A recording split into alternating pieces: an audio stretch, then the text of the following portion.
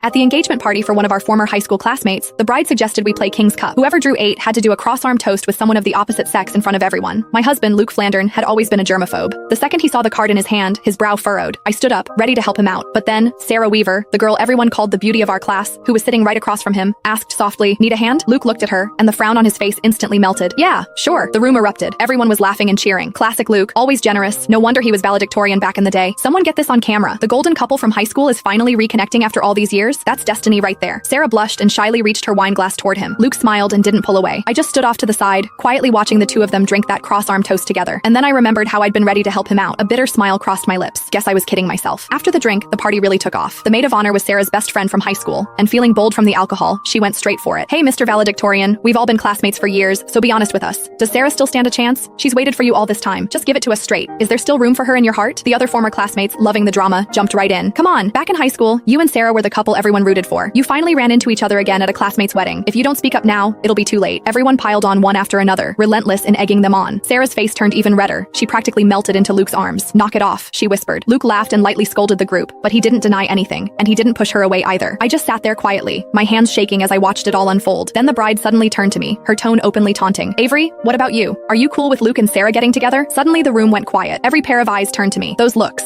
curious, mocking, hungry for a show, yanked me straight back 10 years, to the day Sarah confessed to Luke. I remembered it like it was yesterday. It was a sunny afternoon during gym class. In front of everyone, Sarah laid her heart out to Luke. At the time, Luke was already my boyfriend. Too embarrassed to turn her down directly, he shot me a helpless look. Acting on instinct, I stepped in front of him. "Sarah, Luke doesn't like you. Please stop putting him on the spot." Sarah froze. Her eyes went red, and tears immediately started streaming down her face. Luke's expression shifted too. Without a second thought, he shoved me aside and ran after her. The people around us immediately started whispering, "Avery's out of line, don't you think? What does who Luke likes have to do with her? She's such a busybody. For real, who does she think she is? Just because she sits next to Luke, she acts like she owns him." So gross. I stood there helplessly, trying to explain that I wasn't just his desk mate. I was Luke's girlfriend. But just then, Luke came back to grab some tissues. He heard what I said and stopped in his tracks. "She's joking." He said it to the classmates around us, defining our childhood sweetheart relationship of a year and 8 months with a single sentence. For that entire gym class, I endured the strange looks from everyone around me until I wished the floor would open up and swallow me. That night, I hid in my room and cried by myself when Luke knocked on my door. He apologized, saying he hadn't meant it that day. He just didn't want everyone gossiping about us, so he hadn't admitted we were together. He also said I shouldn't have been so harsh with Sarah. She had cried for a long time afterward, and he couldn't stand seeing her like that. In the end, he gave me a braided bracelet and made me a promise that once we graduated, he would officially tell everyone we were a couple. 10 years later, that braided bracelet was still wrapped around my wrist. I snapped back to the present. The bride was still defending her best friend. "Sarah, don't try to stop me. Back in high school, Avery was always causing problems. If she hadn't gotten in the way, you and Luke would have been together ages ago. You never would have had to wait this long. Avery ruined your happiness. Today, I'm getting to the bottom of this. Avery, answer me. Do you support Luke and Sarah being together or not?" The bride glared at me aggressively as